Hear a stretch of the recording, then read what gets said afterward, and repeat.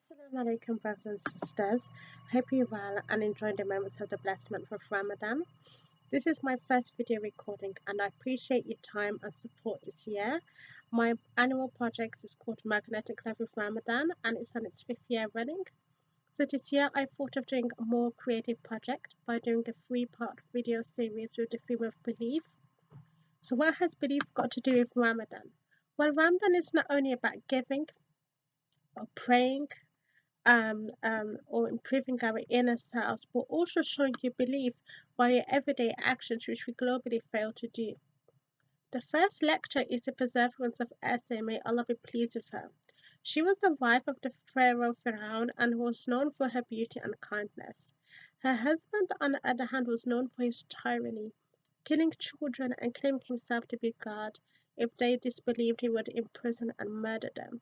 She was infertile, and when she discovered baby Musa, may Allah be pleased with him, in a box drifting in the river Nile, she became attached and wanted to raise him as her own. His birth mother was able to see him as his witness. Since Musa entered Asiyah's life, he brought her happiness. When he tried to call people to believe in Allah the Most High, Asiyah did not hesitate and accepted Islam in secret until she stood up for her beliefs. One of Asiyah's stepdaughter overheard Asiyah's hairdresser say Bismillah, which means in the name of Allah, when picking up the comb after it fell on the floor. She then reported it to Pharaoh, and he ordered the whole family of the hairdresser to be burned publicly. When it was time for the newborn to be burned, he spoke, "This world's torture is less than the torture of the afterlife." Visualizing this cruelty of her husband, she revealed her true faith to him. She was steadfast and would give all her luxury life for her belief.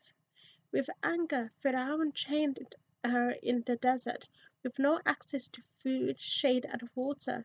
Instead, her stepdaughters bullied her on a daily basis and faced continuous physical and emotional abuse. Her response to this was a supplication and said, "O Allah, please build me a palace in Jannah." As she was tortured, her faith in Allah the Most High grew as she was protected by the angels. Her iman grew. As she visualized her palace in Jannah, she continued to laugh as they tortured her. This frustrated the Pharaoh, who ordered her to be tied to the cliff under a rock. He ordered his guards to be dropped the largest boulder they could onto her body, and they did, but not before the Most High took her soul before the boulder even hit her body. So what can we learn from the essence of her character? She was brave. She left her husband, her status as a queen, her luxury life to remain devoted to her belief in Allah. Our spouses, children, parents, siblings, friends, colleagues, our communities cannot help us on the day of judgment.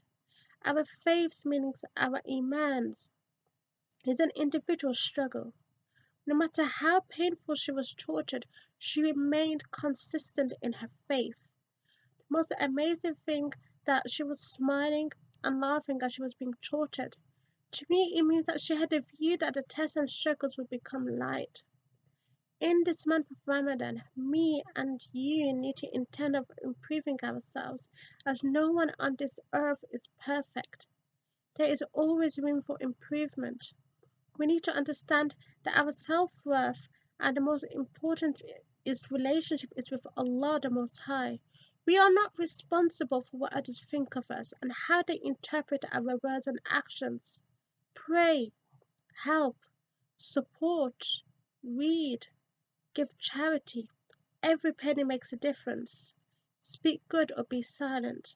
I hope you benefit from this video, and the next vlog will be about the faith of Abraham.